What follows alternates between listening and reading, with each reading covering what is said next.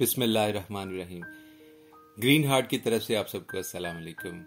معزز سامعین، آپ سب سے ریکویسٹ ہے کہ ہمارے چینل کو سبسکرائب کر لیں، ویڈیو کو لائک شیئر کریں اور بیل آئیکن کو پریس کر لیں۔ واصف صاحب فرماتے ہیں، غم کتنا ہی سنگین ہو نیند سے پہلے تک، کائنات کا کوئی غم ایسا نہیں جو آدمی برداشت نہ کر سکے۔ مرنے کے بعد زندہ ہونے کی خوشی صرف اسی شخص کو ہو سکتی ہے جو اس زندگی میں کوئی کام کر رہا ہو۔ جو اس زندگی میں کوئی کام کر رہا ہو تو اسے مرنے کا کوئی خوف نہیں ہوتا۔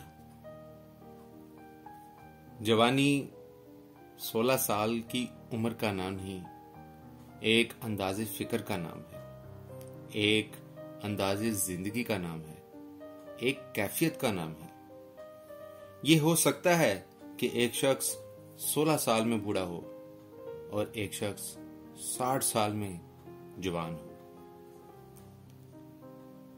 سانس کی موت سے پہلے بہت سی موتیں ہو چکی ہوتی ہیں۔ ہم سانس کو موت سمجھتے ہیں، حالانکہ سانس تو اعلان ہے ان تمام موتوں کا جو آپ مر رہے ہیں۔ جس انسان کی آنکھ میں آنسو ہیں وہ اللہ سے نہیں بچ سکتا۔ انسان کا اللہ سے قریب ترین رشتہ آنسوؤں کا ہے۔ دنیا کے اندر سب سے بڑا انصاف یہ ہے کہ یہ دنیا گناہ کے متلاشی کے لیے گناہ دیتی ہے اور فضل کے متلاشی کو فضل دیتی ہے۔ جس کو صداقت اور نیکی کا سفر کرنے کی خواہش ہے وہ جان لے کہ یہ منظوری کا اعلان ہے۔ جس کو منظور نہیں کیا جاتا اس کو یہ شوق ہی نہیں ملتا۔ جو بات آپ کے دل میں اتر گئی وہی آپ کا انجام ہے۔ اگر آپ کو موت آ جائے تو جس خیال میں آپ مریں وہی آپ کی عاقبت ہے۔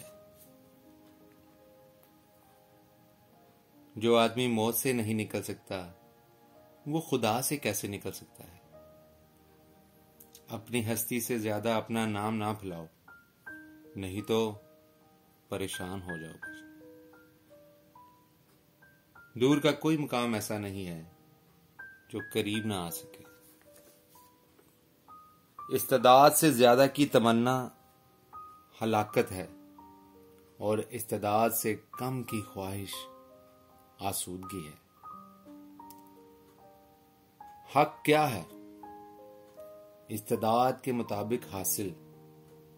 احسان کیا ہے؟ حق سے زیادہ حاصل۔ محرومی کیا ہے؟ حق سے کم حاصل۔ آنسو قرب کا ثبوت ہیں۔ جب روح کا روح سے وصال ہوتا ہے تو آپ کو آنسو آ جاتے ہیں۔ معزز سامعین، آپ کے قیمتی وقت کا بہت بہت شکریہ۔ اپنی دعاؤں میں یاد رکھیں۔ اللہ تعالیٰ آپ کو آسانیاں دے اور آسانیاں بانٹنے کی توفیق دے۔ اللہ نے